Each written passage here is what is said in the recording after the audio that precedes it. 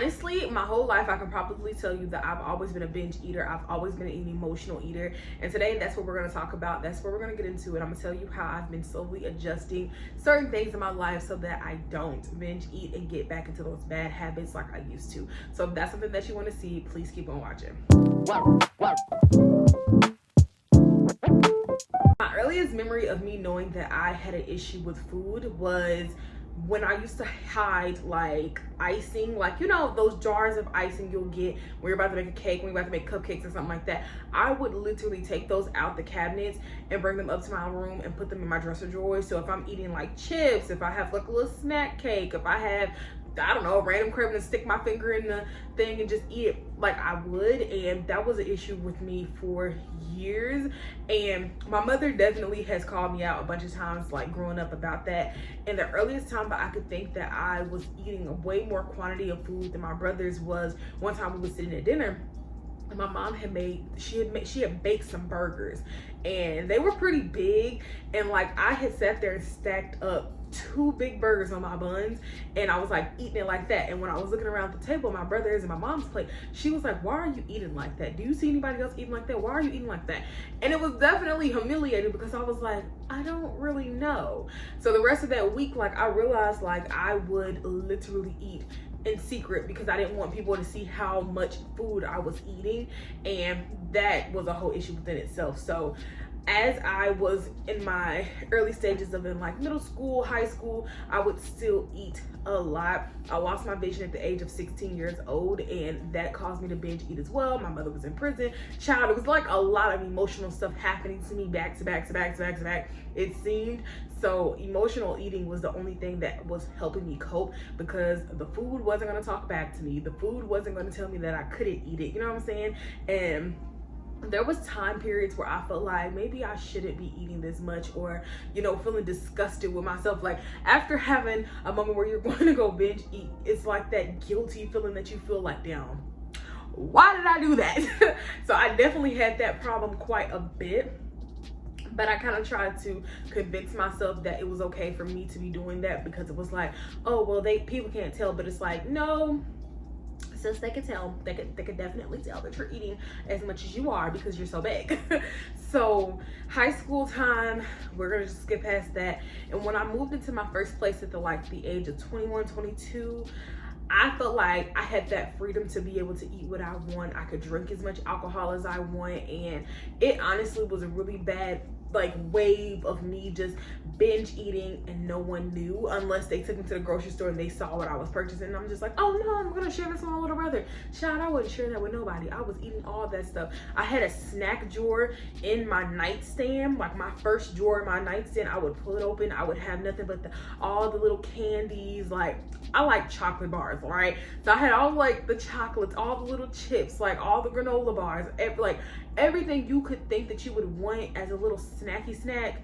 I had that on my bed, in my bedside table, and it was not okay. It was not good, okay? So here I am years later, and I feel like my relationship with food is still kind of rocky or whatever, but I decided to start, tracking my food back into my fitness pal, because I do have goals to get under 300, and that is something that you guys are going to get to see a lot here. Today, I believe, is the 21st, I want to say, of January, and this month I feel like I have been teetering on staying on track, being on track, staying on track, that whole thing, staying on track, being off track. Like, it's been a whole thing of me just trying to get over a few things that was happening in my personal life, off camera. So I kind of sort of binge ate a lot during the month of December, because my emotions was all over the place, and the only thing that I could do was go to food, right? Well, that's not the only thing I could do. That's the only thing I chose to do, okay? So here I am in January at the end of it, and I'm like, if I plan on getting under 300 pounds, the only way that's gonna happen is if I stop eating so much, okay? So like I said, I started tracking back on my fitness pal. Since by the time this video goes out, you guys would have saw all of my posts for this day, Sunday the 21st. All of those posts of what I ate throughout the day, and then I even food prepped today. I really was proud of myself, y'all, because I was telling my friend about, we was talking about social media, And I was like, when you don't plan, that means you plan to fail. And I keep telling myself I can do hard things as well. So with me saying those two things and wanting to live by those things, that means I have to actually hold myself accountable. So what I have been doing this past week was I stuck to my fasting. I did what I was supposed to do, and I am very proud of myself. So tonight, once I end dinner, which I'm actually probably going to film that like as a short, so you guys will probably see it. I'm having tilapia fish, so if you want to know what short that is, it's the short where I'm making tilapia fish. I think I'm gonna have a green veggie and some baked like sweet potatoes that I diced up or whatever. But I have planned to track what I'm eating. Everything that I consume, I'm going to put it into my fitness pal, and I don't have the premium. And I told myself I'm not going to get the premium version until like I'm actively in there, right? A solid month at least, and then maybe we can think about getting the premium version, because the premium version is like $19 now. Y'all remember when my fitness pal was like $10? Child, those days they're gone. A lot of reasons on why I go and binge eat is because it's like, it's comforting, you know what I'm saying? Like the food. So I guess in my head I'm like, well, the food's not gonna tell me that I can't have it. But I think when it comes to being on this weight loss journey, this lifestyle change, one thing I have to remember, and one thing I want you to remember as well, if you do suffer from binge eating, is that it's about discipline. If you're really wanting to lose a massive amount of weight, well over 100 pounds, you have to have some form of discipline. And in my first couple of months with doing alternate day fasting, because I do that, I had so much discipline, but I kind of fell off because of some personal stuff that was going on. But now that that's all gone and it's done, it's like, okay, it's time to get back to it. You know what I'm saying? So this coming week, I'm definitely going to do what I eat in the days throughout the week so y'all can see. And I'm gonna hold myself more accountable. Like I said, I'm doing the MyFitnessPal thing where I'm tracking everything, because it tells you, like, once you log at the end of the day, like what you could be at in like 4 weeks, 3 weeks from now, if you keep eating like this. I want to see those actual results, you know what I'm saying? And each Monday I'm going to weigh myself. I'm not one of those people who can weigh themselves every single day. I am not sure on how people can weigh themselves every single day. I feel like that's like, even weighing yourself every week is kind of like taunting, but it keeps me on track if I can do it every single Monday, because I can see what I did, look back to the past week as like a reflection almost, and be like, okay, well, this is how we're going to adjust. You know what I'm saying? So even today, I made a salad. This is how I know that I'm wanting to actively make changes in my life. So earlier I had made a salad for lunch, and I had told myself like, some chicken nuggets in this sound good, or like just some added chicken in there, because there was no chicken in my salad. I was like, or no protein for in the salad. So I was like, let me go see about my chicken nuggets. So I put the information into MyFitnessPal and quickly realized that if I had 5 chicken nuggets, honey, the amount of calories and carbs all that was, I was like, I know I got some diced chicken breast up in here. So I get the Tyson frozen diced chicken breast from Walmart. I think you can get a Walmart, Kroger, pretty much anywhere. And I was like, okay, it has 19 grams of protein inside of this for 3 ounces. Honey, best believe I put that into my salad today. I definitely did. When having fitness goals, it's always important to swap out your faves. So I'm currently about to build me up a salad right here, and I was gonna dice up these chicken nuggets, but I've been tracking my calories all day on MyFitnessPal.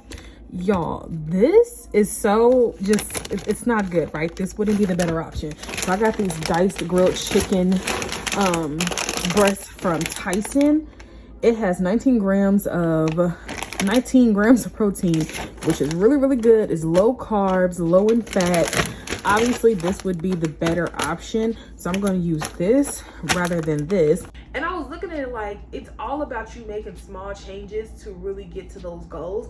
But I say all that to say, I can have all these goals I want, but if I'm not implementing them, I'm never going to actually lose this weight. I'm never going to actually be on track. So that's why I think every week or so, I'll make a video basically telling y'all where I'm at, or not even every week, like every couple of weeks, I'll make a video updating y'all, because I want to bring y'all on this journey with me. I want to be able to document it, because I do take like progress photos and things like that. And I don't want binge eating to be the thing that like takes me out completely.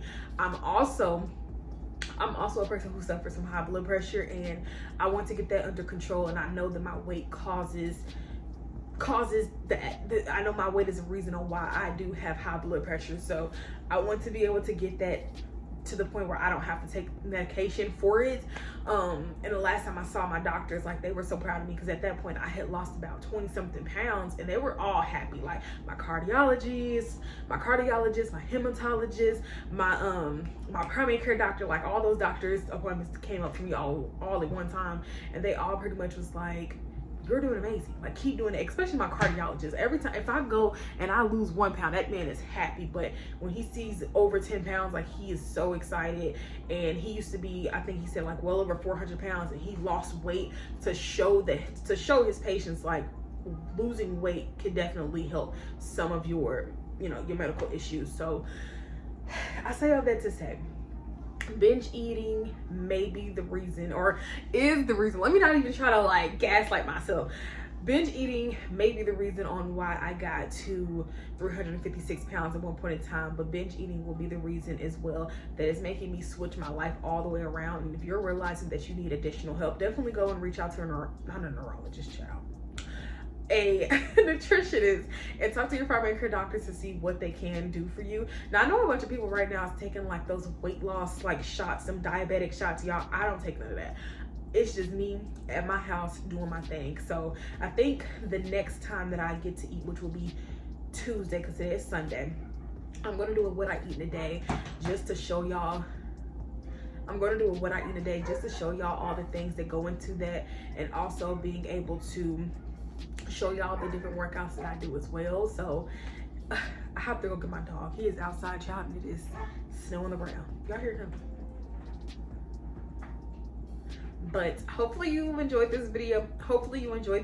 And I hope that you got inspired, got some inspiration from it, because I know it's not easy. I know it's not something that you can change overnight. It's definitely habits you have to learn to fix over time. And I hope that being able to see that I am being, you know, honest with y'all can be honest with yourselves as well, and I could be real with myself as well by proving to y'all that it'll work. Like, weight loss will work if you actually put the work behind it for it to work. So I also want to add one more thing that I forgot to say during the process of filming this. I just thought about it. Keeping things in the house that isn't going to allow you to binge eat. Like when I go grocery shopping, I'm purchasing full meals because I want to make sure that we have, you know, meals every time I do get the chance to eat, and every time Anthony eats, because he, you know, he doesn't do ultimate day fasting. That's my husband, right? So I think that is very important to your journey as well. Like, don't self-sabotage while going grocery shopping. Don't tell yourself, oh, I'm just gonna get this.